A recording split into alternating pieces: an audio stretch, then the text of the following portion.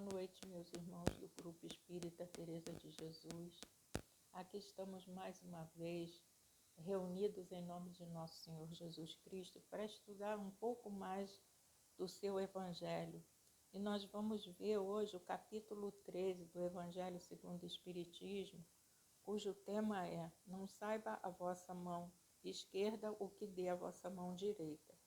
E esse capítulo ele consta dos seguintes temas: fazer o bem sem ostentação, os infortúnios ocultos, o óbolo da viúva, convidar os pobres e os estropiados, dar sem esperar retribuição.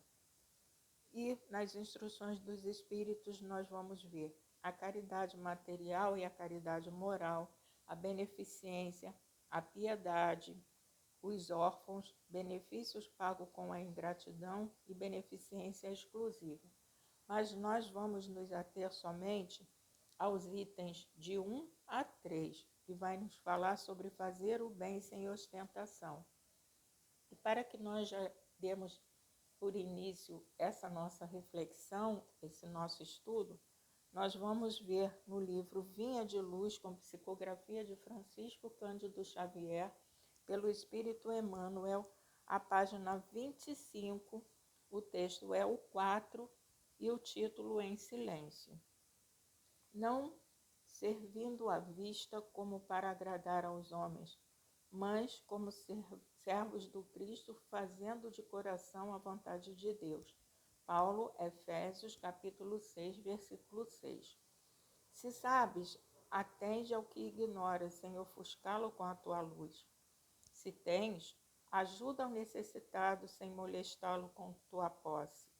Se amas, não firas o objeto amado com exigências. Se pretendes curar, não humilhes o doente. Se queres melhorar os outros, não maldigues ninguém. Se ensinas a caridade, não te trajes de espinhos para que teu contato não dilacere os que sofrem. Tem cuidado na tarefa que o Senhor te confiou. É muito fácil servir à vista. Todos querem fazê-lo procurando o apreço dos homens. Difícil, porém, é servir às ocultas, sem o ilusório manto da vaidade. É por isso que, em todos os tempos, quase todo o trabalho das criaturas é dispersivo e enganoso. Em geral, cuida-se de obter a qualquer preço as gratificações e as honras humanas. Tu, porém, meu amigo, aprende que o servidor sincero do Cristo fala pouco e constrói cada vez mais com o Senhor no divino silêncio do Espírito. Vai e serve. Não te deem cuidado às fantasias que confundem os olhos da carne e nem te consagres aos ruídos da boca. Faz o bem em silêncio, foge às referências pessoais e aprendamos a cumprir de coração a vontade de Deus.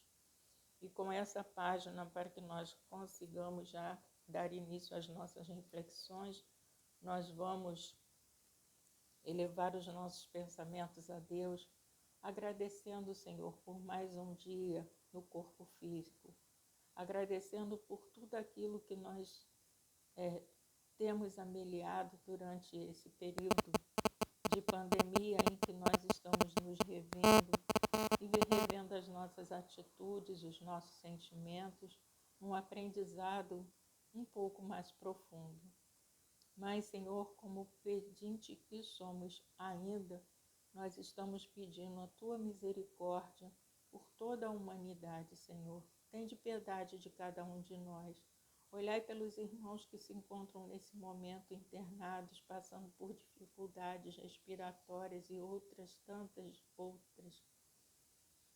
E assim, Senhor, pedimos também por todos aqueles que estão à frente desta pandemia, auxiliando aos irmãos que estão encarnados, pedindo que olhe, Senhor, por aqueles que estão nos dando até breve, aqueles que aqui ficaram em sofrimento. Nós temos visto que famílias quase que inteiras, Senhor, têm se dispersado através da porta da espiritualidade, do seu retorno ao lar.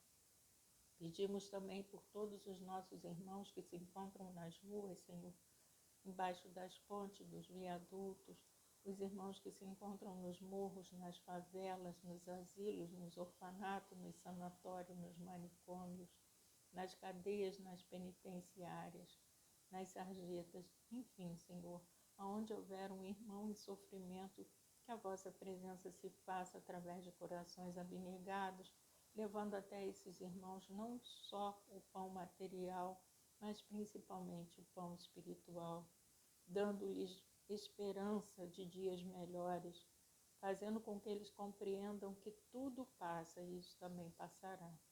E que ao passar que nós nos fortaleçamos e retornemos de uma maneira diferente, Senhor, com mais profundidade o sentido dos ensinos do Cristo Jesus, para que consigamos e sejamos merecedores da nossa habitação no planeta já em regeneração.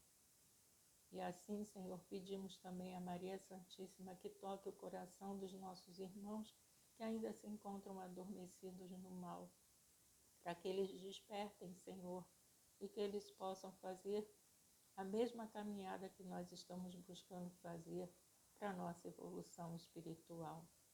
E assim, Senhor, nós estamos agradecidos e pedimos para que o vosso Filho, nosso Senhor Jesus Cristo, possa estar com cada um de nós em nossos corações e nas nossas atitudes. Ou seja, que nós estejamos com Ele dessa maneira. Que assim possa ser. Agradecemos também a mentora desta casa, Teresa de Jesus, para que nos ampare, aos irmãos que são responsáveis por esse trabalho, que nos inspire. E assim, agradecidos estamos por mais essa oportunidade de estudo e de trabalho. Nós agradecemos mais uma vez. Que assim possa ser, graças a Deus. Então, meus irmãos, nós vamos ver esse capítulo, né, como eu já falei, no item 1 a 3. E para que nós tenhamos um pouco mais de entendimento, nós vamos ver aqui no livro, estudando, no caso da Fundação Allan Kardec, que fazer o bem é dever de cada um de nós, uma vez que nós somos irmãos em humanidade. Então, nós temos que fazer o bem sem esperar que outros nos louvem por conta disso, porque, na realidade, o bem que nós fazemos retorna a nós de uma maneira, às vezes, que nós nem imaginávamos que pudesse acontecer. Mas a gente tem que fazer o bem sem estar esperando recompensa, sem estar esperando aplauso, sem estar esperando reconhecimento daquele que foi beneficiado por nós. Porque senão nós perderíamos todo o valor dessa atitude que nós tomamos. Então nós vamos ver aqui no item 1, que diz assim: tende cuidado em não praticar as boas obras diante dos homens para serem vistas, pois, do contrário, não recebereis recompensa de vosso Pai que está nos céus. Assim, quando derdes esmola, não trombeteis como fazem os hipócritas nas sinagogas e nas ruas para serem louvados pelos homens. Digo-vos em verdade que eles já receberam sua recompensa. Quando derdes esmola, não saiba a vossa mão esquerda o que faz a vossa mão direita, a fim de que a esmola fique em segredo, e nosso Pai, que vê o que se passa em segredo, vos recompensará. E está anotado isso em Mateus, no capítulo 6, versículo de 1 a 4. Então, quando a gente fizer algum benefício para alguém, que nós não saiamos falando para todo mundo, né, aquilo que nós fizemos, apontando a pessoa que foi beneficiada, porque é um ditado que a gente aprende: quem tem vergonha não envergonha ninguém. Então, a partir do momento que a gente faz e sai divulgando aquele nosso ato, apontando a quem foi beneficiado, nós estamos humilhando aquele irmão desnecessariamente.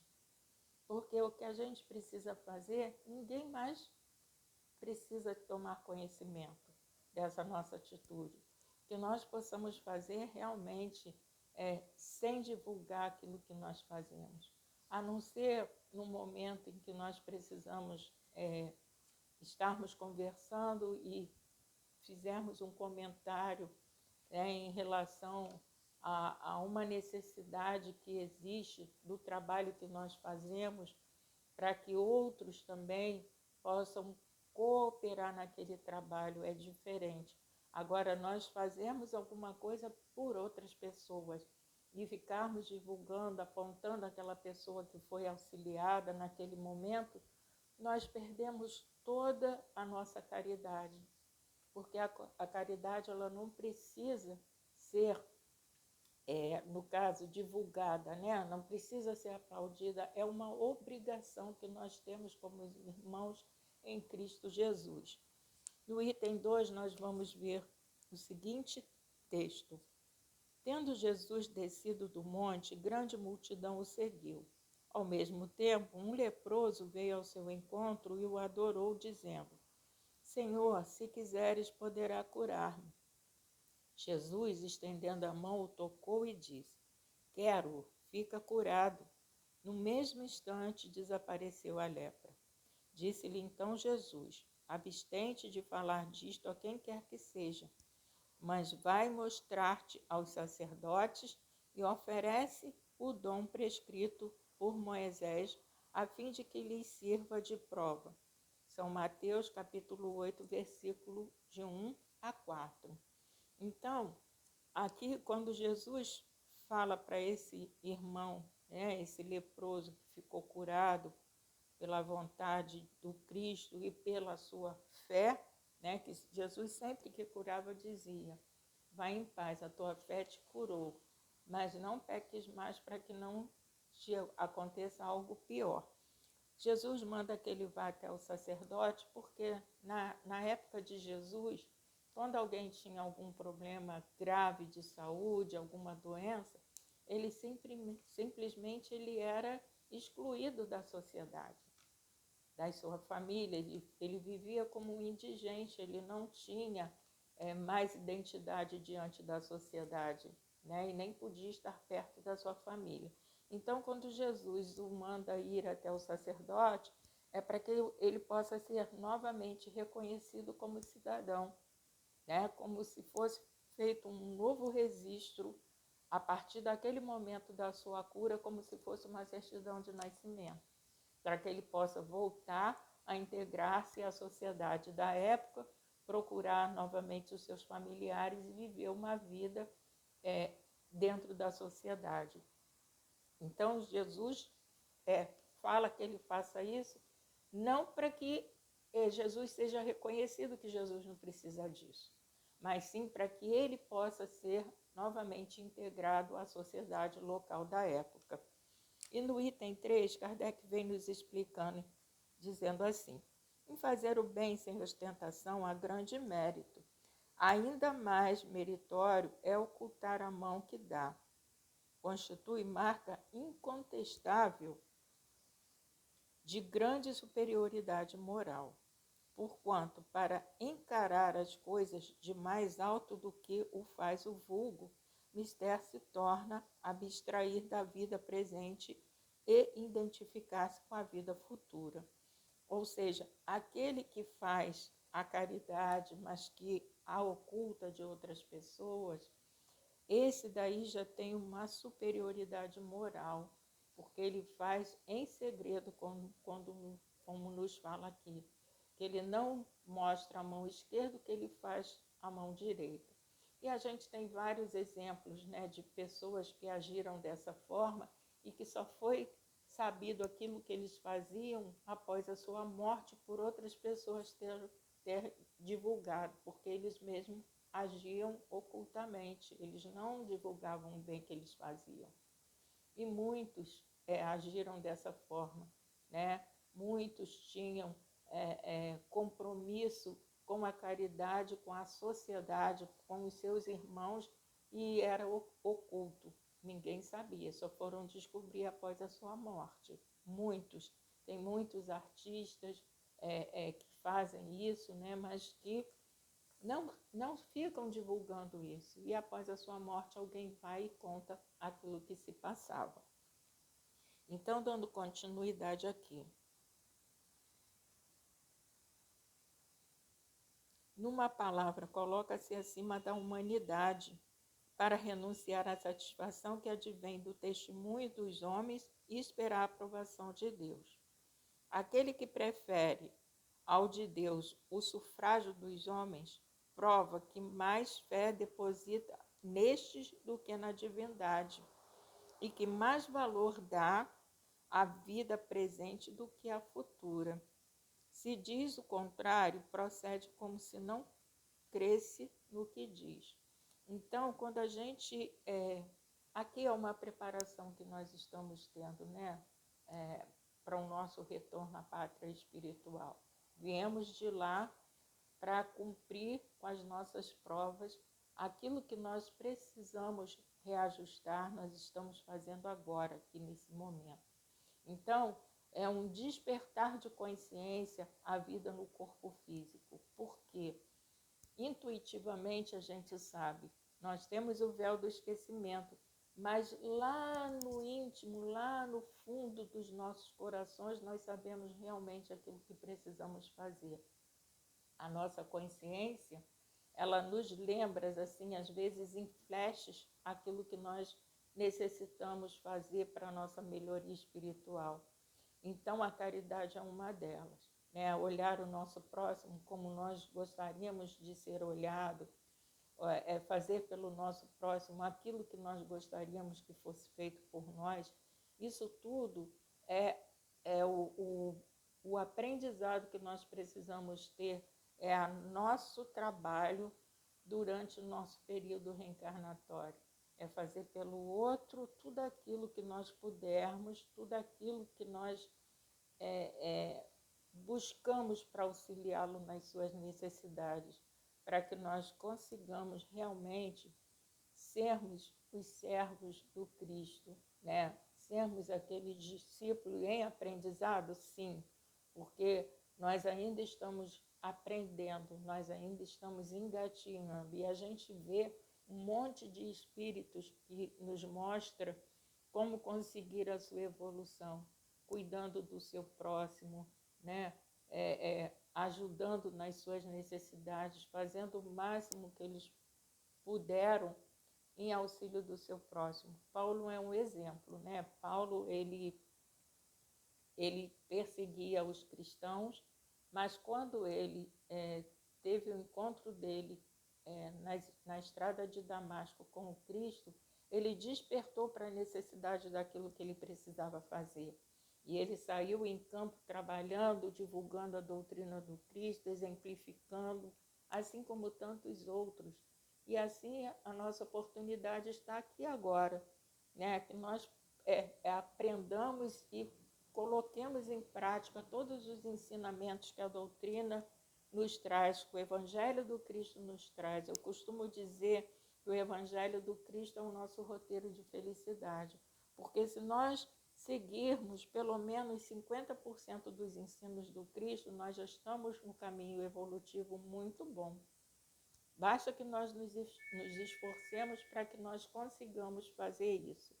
Então, dando continuidade aqui, nós vamos ver quantos há que só dão na esperança de que o que recebe irá bradar por toda a parte o benefício recebido.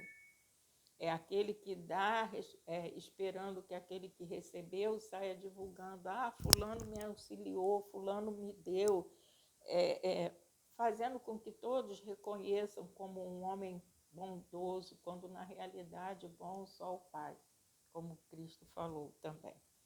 Então ele fala, quantos os que de público dão grandes somas e que entretanto as ocultas não dariam uma só moeda.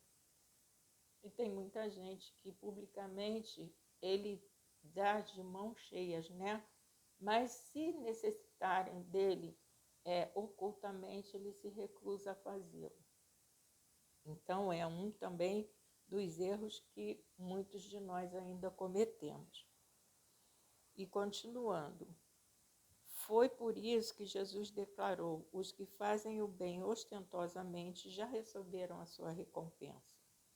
Com efeito, aquele que procura a sua própria glorificação na terra, pelo bem que pratica, já se pagou a si mesmo.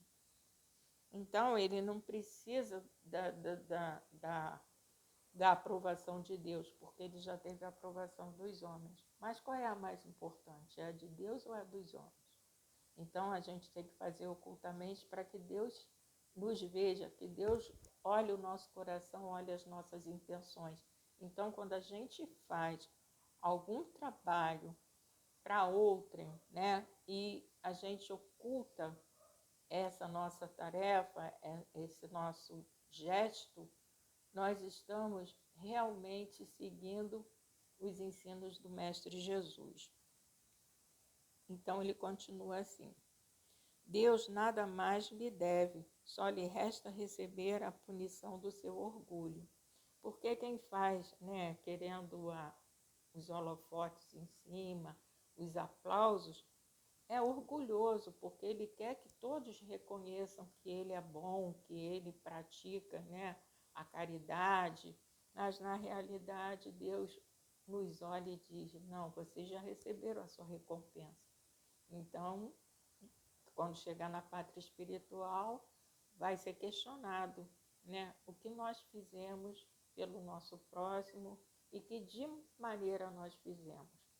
Foi ocultamente ou foi para aparecer? É isso que a gente tem que ver. A gente vê muito disso nas épocas de eleições, né? Quando os nossos irmãos equivocadamente fazem um monte de ações, entre aspas, que beneficia alguém, mas na realidade ele está em busca dos votos que ele precisa para se eleger ou se reeleger. Então a gente tem que pensar muito bem, né? Antes de fazer alguma coisa, a gente quer a glória momentânea aqui ou a gente quer dar mais um passo em relação à nossa evolução espiritual, a nossa caminhada que nós estamos aqui buscando. Então, continuando, não saber a mão esquerda o que dá a mão direita é uma imagem que caracteriza admiravelmente a beneficência modesta. Mas se há modéstia real, também há a falsa modéstia, o simulacro da modéstia. Ou seja, você vai fazer, mas de alguma forma você vai deixar que aquilo transpareça para alguém, para que você seja admirado pelas suas atitudes. Então, continuando, há pessoas que ocultam a mão que dá, tendo, porém, o cuidado de deixar aparecer um pedacinho, olhando em volta para verificar se alguém não o terá visto ocultá-la. Indigna paródia das máximas do Cristo. Se os benfeitores orgulhosos são depreciados entre os homens, que não será perante Deus, né? Se os benfeitores orgulhosos são depreciados entre os homens, às vezes a gente vê a pessoa fazer, mas a gente sabe que ela está fazendo de uma maneira para se beneficiar na realidade, né? Não por amor ao nosso próximo, não por compaixão, mas para o seu próprio benefício, que é como eu falei sobre os nossos irmãos que têm uma vida pública, né? Eles fazem, mas com a intenção de se autopromover. E muitos de nós já têm esse conhecimento, então o que a gente faz? A gente acha aquilo errado, né? E se nós achamos Deus, então, é o que fala nesse pedacinho aqui. Também esses já receberam na terra sua recompensa. Foram vistos, estão satisfeitos por terem sido vistos. É tudo o que terão. E qual poderá ser a recompensa do que faz pesar seus benefícios sobre aquele que os recebe, que lhe impõe, de certo modo, testemunhos de reconhecimento, que lhe faz sentir a sua posição, exaltando o preço dos sacrifícios a que se vota para beneficiá-lo. Então, tem pessoas que ajudam o outro, mas, na realidade, eles fazem com que aqueles que foram auxiliados virem praticamente assim os seus servos, digamos assim. Né? Eles fazem, mas o outro tem que retribuir de alguma maneira.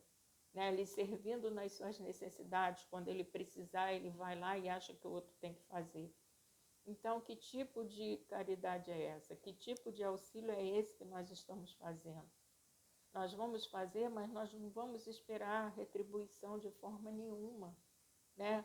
Nem material, nem espiritual, seja de que maneira for. Nós vamos fazer por amor ao nosso próximo, por compaixão, e não esperando que ele nos retribua de alguma maneira, o escravizando diante daquele benefício que nós fizemos momentaneamente. Às vezes a gente não faz nem sequencialmente, mas só naquele momento, e a gente exige tanto do outro.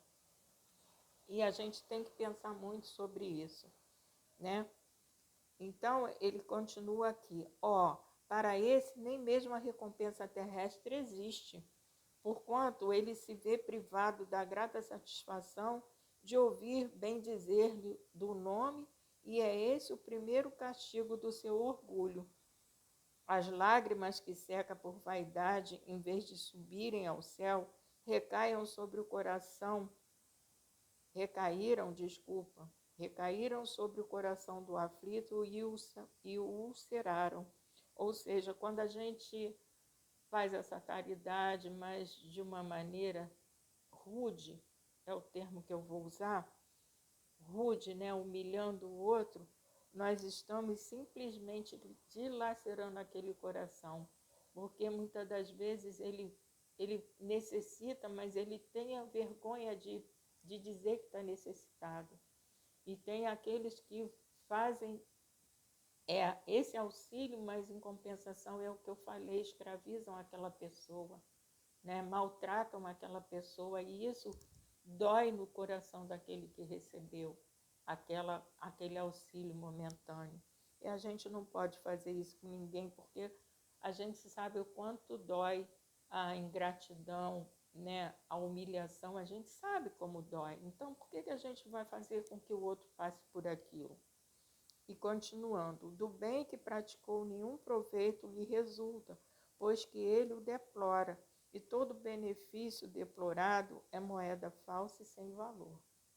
Então, tudo aquilo que a gente faz que magoa o nosso próximo, nós já perdemos todo o mérito da nossa beneficência, digamos assim. A beneficência praticada sem ostentação tem duplo mérito. Além de ser caridade material, é caridade moral, visto que resigna e a suscetibilidade do beneficiado faz-lhe aceitar o benefício sem que o seu amor próprio se ressinta e salvaguardando-lhe a dignidade de homem, porquanto aceitar um serviço é coisa bem diversa de receber uma esmola. Muitas das vezes a pessoa chega com uma necessidade e se prontifica ao trabalho, pede para, se tiver uma capinagem para fazer, se tiver uma calçada para varrer, né, para que ela não se sinta humilhada de ter que fazer, de estar ali pedindo. E muitas das vezes a gente até sobre isso também a gente pisa no outro, né? A gente acaba humilhando de alguma maneira, né? Sendo sarcástica ou então fazendo com que ele trabalhe muito além daquilo que foi proposto. Isso tudo são os nossos equívocos ainda cometidos. E a gente não se coloca no lugar do outro, porque quando nós nos colocamos no lugar do outro, aquilo que nós não queremos para nós, nós não vamos fazer pelo outro também. Então, dando continuidade aqui. Porquanto aceitar um serviço é coisa bem diversa de receber uma esmola. Ora, converter em esmola o serviço pela maneira de prestá-lo é humilhar o que recebe, e em humilhar a outrem, há sempre orgulho e maldade. É o que eu falei, né? A verdadeira caridade, ao contrário, é delicada e engenhosa no dissimular o benefício, no evitar até as simples aparências capazes de melindrar, dado que todo atrito moral aumenta o sofrimento que se origina da necessidade. Ela sabe encontrar palavras brandas e afáveis que colocam o beneficiado à vontade em presença do benfeitor, ao passo que a caridade orgulhosa o esmaga. A verdadeira generosidade adquire toda a sublimidade quando o benfeitor, invertendo os papéis, acha meios de figurar como beneficiado diante daquele a quem presta serviço. Ou seja, a gente vai se mostrar agradecido porque ele está nos auxiliando e não humilhá-lo, né, por estarmos o auxiliando. É uma coisa assim, tão delicada a gente agradecer aquele que está sendo beneficiado pelo aprendizado que ele nos está dando, por exemplo. Seria uma maneira também de nós fazermos com que ele se sinta valoroso, né? Com que ele se sinta útil. É isso que a gente tem que procurar fazer. A gente faz a caridade, mas mostra para o outro que ele também é útil, que ele também está nos beneficiando com a sua, com a sua aceitação, né? Com aquilo que ele pode nos passar. Porque ninguém é tão rico que não possa se colocar no lugar do outro, em qualquer situação. E ninguém é tão sábio que não possa aprender com o outro. Às vezes, um humilde na rua tem uma sabedoria incrível quando a gente para ouvir, quando a gente empresta o nosso ouvido. A gente aprende muito, né? E é isso que a gente tem que ver, porque a caridade não é só material, é a caridade do ouvir, é a caridade do olhar, é a caridade do sorriso, a caridade do aperto de mão, né? É a caridade da palavra. Então, a caridade ela é muito ampla em todos os sentidos. A gente pode fazer muito por tão pouco, por nos expor tão pouco, por nos gastar tão pouco, digamos assim. Então, continuando aqui. Eis o que significam estas palavras: não saiba a vossa mão esquerda o que dá a vossa mão direita. Então, meus irmãos, quem tiver o Evangelho em casa, que possa olhar e ver se teve o mesmo entendimento que eu estou tendo e aquilo que eu estou passando para cada um de vocês. Então, que nós possamos lembrar disso, né? Que a caridade ela tem que ser oculta, ela não pode ser divulgada, né? A gente tem que se manter, no caso, em silêncio, para que nós realmente auxiliemos aqueles que estão à nossa volta. E para que nós possamos encerrar o nosso estudo, nós vamos ver no livro Fonte Viva, com psicografia de Francisco Cândido Xavier pelo Espírito Emmanuel. A página é a 19 e o item é o 2, e vai nos falar sobre modo de fazer, que é uma carta de Paulo aos Filipenses, no capítulo 2, versículo 5. Então, Paulo diz assim: de sorte que haja em vós o mesmo sentimento que houve também em Cristo Jesus. E Emmanuel vem esmiuçando para que nós tenhamos um entendimento melhor daquilo que Paulo falou. Todos fazem alguma coisa na vida humana, mas raros não voltam à carne para desfazer quanto fizeram. Ainda mesmo a criatura ociosa que passou o tempo entre a inutilidade e a preguiça é constrangida a tornar a luta a fim de desintegrar a rede de inércia que teceu ao redor de si mesmo. Somente constrói, sem necessidade de reparação ou corrigenda, aquele que se inspira no padrão de Jesus para criar o bem. Fazer algo em Cristo é fazer sempre o melhor para todos, sem expectativa de remuneração, sem exigências, sem mostrar-se, sem exibir superioridade, sem tributos de reconhecimento, sem perturbações. Em todos os passos do Divino Mestre, vemo-lo na ação incessante em favor do indivíduo e da coletividade sem prender-se. Da carpintaria de Nazaré à cruz de Jerusalém, passa fazendo bem, sem outra paga além da alegria de estar executando a vontade do Pai.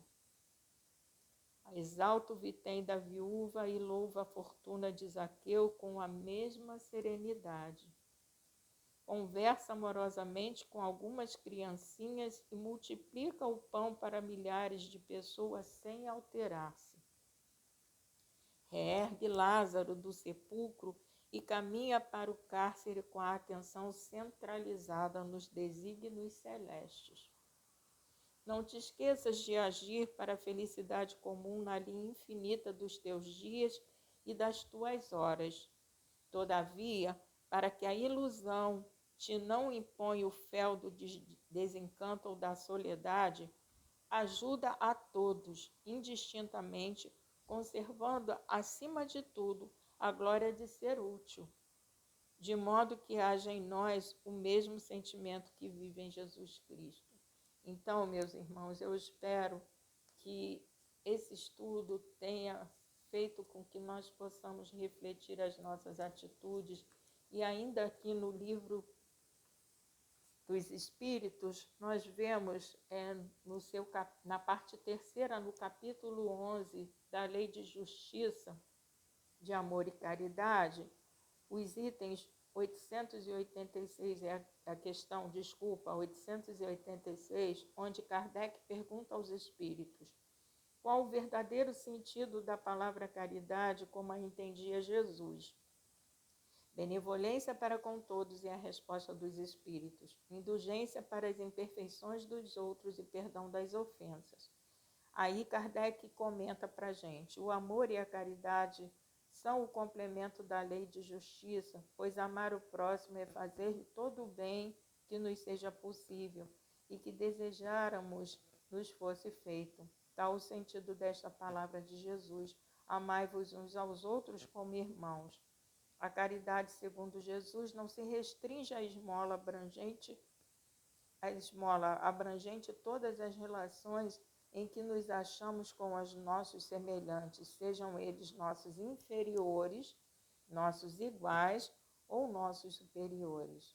Então, ela nos prescreve a indulgência, porque de indulgência precisamos nós mesmos, e nos proíbe que humilhemos os desafortunados, contrariamente ao que se costuma fazer.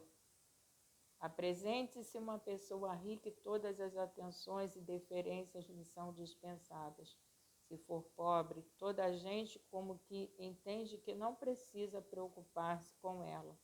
No entanto, quanto mais lastimosa seja a sua posição, tanto maior cuidado devemos pôr em lhe não aumentarmos o infortúnio da humilhação, pela humilhação. O homem verdadeiramente bom procura elevar aos seus próprios olhos aquele que lhe é inferior, diminuindo a distância que os separa. Então, essa é uma maneira de fazermos o bem, fazendo com que aquele nosso irmão que é um pouco mais humilde que nós, temporariamente, porque nós sabemos que a cada retorno ao corpo físico a gente se encontra numa posição, dependendo de como nós agimos nesta oportunidade reencarnatória, nós vamos vir numa outra situação. Se nós hoje temos condições financeiras boas, amanhã a gente pode vir com um pouco mais de dificuldade, para que nós aprendamos o que é o passar. A cada encarnação a gente vem numa situação diferenciada para que possamos passar por tudo que todos passam, para que nós consigamos aprender. E foi isso, por isso Cristo nos conhece profundamente, porque Cristo passou por todas essas situações. Ele não foi beneficiado em momento algum.